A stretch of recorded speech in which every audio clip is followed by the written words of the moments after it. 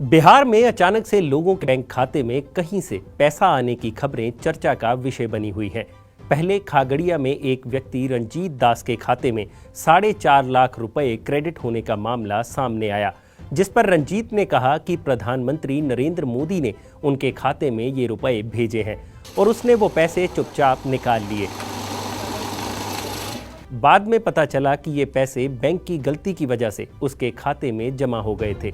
अभी बैंक और रंजीत के बीच पैसे को लेकर टसल चल ही रही थी कि अब बिहार से एक और खबर सामने आ रही है, जिसमें कटिहार के 2 छात्रों के खाते में 900 करोड़ रुपए जमा होने की खबर आ रही है, जिसके बाद से दोनों बच्चों के खाते में से पैसे निकालने पर बैंक ने रोक लगा दी है। हालांकि ये पैसा कहां से आया, इस बारे में जांच चल रही है, लेकिन इन दोनों खबरों के बाद एक बड़ा सवाल खड़ा हो जाता है कि अगर किसी के बैंक खाते में गलती से पैसे जमा हो जाते हैं तो उस पर किसका हक है, और अगर कोई व्यक्ति गलती से किसी के खाते में पैसे ट्रांसफर कर देता है तो ऐसे हालात में उसे क्या करना चाहिए। नमस्कार, मेरा नाम है भूपेंद्र सोनी और आज अनकट पर चर्चा होगी इन्हीं 2 सवालों की। सबसे पहले बात करते हैं ऐसे व्यक्ति की जिसने गलती से किसी के खाते में पैसे सेंड कर दिए हैं।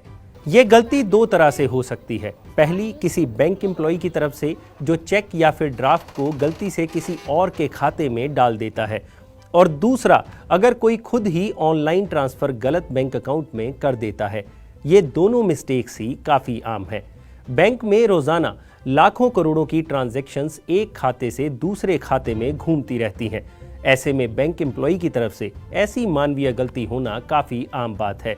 हालांकि कभी कभी ट्रांसफर स्लिप पर डिटेल भरते हुए भी बैंक कस्टमर से गलती हो जाती है, जिसके चलते पैसे गलत खाते में ट्रांसफर हो जाते हैं। अब ये होता कैसे है? मान लीजिए किसी कस्टमर ने स्लिप भरी और उसमें उसने खाता धारक का नाम तो सही लिखा, लेकिन अकाउंट नंबर लिखते वक्त एक आध डिजिट इधर उधर कर दिया और बैंक एम्प्लॉय ने अकाउंट नंबर के आधार पर ही पैसे ट्रांसफर कर दिए और वो पैसा गलत खाते में चला गया।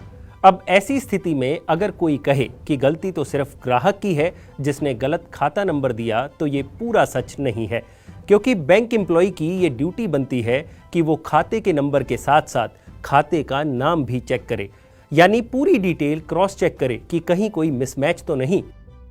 दूसरी गलती होती है ऑनलाइन ट्रांसफर की। अब अगर कोई अपने ऑनलाइन अकाउंट में बेनिफिशियरी ऐड करता है तो आजकल खाता नंबर डालते ही खाता धारक का नाम अपने आप आ जाता है, जिससे बेनिफिशियरी ऐड करने वाले को पता चल जाता है कि खाता नंबर सही है या फिर गलत। लेकिन गलती होती है IMPS में, जहां बेनिफिशियरी ऐड करने की ज़रूरत नहीं होती। लेकिन इन दोनों परिस्थितियों में ग्राहक खुद ही ट्रांजैक्शन कर रहा होता है तो बैंक इसके लिए जिम्मेदारी नहीं लेता। बैंक तो हर ट्रांजैक्शन के बाद भी ग्राहक को एक मैसेज भेजकर पूछता है कि अगर आपने ये ट्रांजैक्शन नहीं किया तो इस नंबर पर कॉल करें, यानी बैंक की तरफ से पूरा चेक रखा जाता है। लेकिन फिर भी अगर गलत खाते में पैसे चले जाते हैं तो बैंक अपने ग्राहकों की पूरी मदद करता है। ग्राहक जैसे ही अपनी गलती के बारे में बैंक को बताता है तो सबसे पहले उस ब्रांच की तरफ से अपनी NEFT डिवीज़न को एक मेल भेजा जाता है। NEFT डिवीज़न ही नेट बैंकिंग से जुड़ी सारी गतिविधियों को ट्रैक करता है। अब ये NEFT डिवीज़न दूसरे बैंक के NEFT डिपार्टमेंट को पूरे मामले की मेल करता है और फिर वहां से मामला उस ब्रांच में पहुंचता है जहां के ग्राहक के खाते में पैसा गलती से पहुंच गया। सारी चीज़ें वेरीफाई करने पर उस बैंक द्वारा उस व्यक्ति के खाते पर पैसे की निकासी पर रोक लगा दी जाती है, जिसे बैंकिंग भाषा में लियन कहा जाता है, यानी वो व्यक्ति आपका पैसा नहीं निकाल सकता। और अगर उसने पैसा निकाल भी लिया है तो वो जैसे ही भविष्य में अपने खाते में पैसा डालेगा तो उसके खाते से आपकी रकम काट कर आपको दे दी जाएगी। इस प्रक्रिया में 7 दिन से लेकर 2 महीने तक का समय लग सकता है। लेकिन एक बात याद रखिए कि इस पूरी प्रक्रिया में बैंक सिर्फ आपकी मदद कर सकता है, लेकिन ऐसा कोई नियम नहीं है कि बैंक को आपको पैसा वापस करना ही है, क्योंकि RBI के नियमों के मुताबिक पैसा ट्रांसफर करते वक्त जिम्मेदारी बनती है तो सिर्फ रेमिटर की, यानी पैसा भेजने वाले की, जिसे पूरी डिटेल सही देनी होती है। लेकिन कभी कभी ऐसी परिस्थिति भी बन जाती है जिसमें व्यक्ति जिसके खाते में गलती से पैसा जमा हुआ है वो पैसा वापस लौटाने से मना कर देता है। तो ऐसी स्थिति में पैसे पर किसका हक होगा, इस बारे में भी जान लेते हैं।